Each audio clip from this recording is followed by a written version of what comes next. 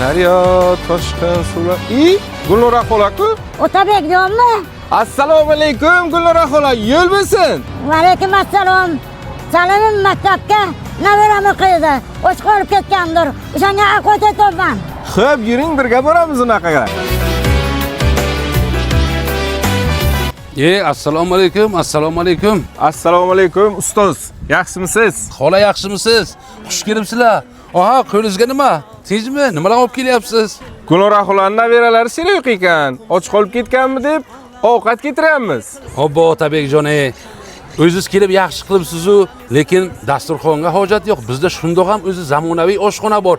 Yuringlar, tanishtiraman sizlarni. Otabekjon, mana bu bizni maktabimizning oshxonasi. Mana bu maktabimizning oshxonasida 600 ga yaqin o'quvchi bir vaqtda ovqatlanishi mumkin.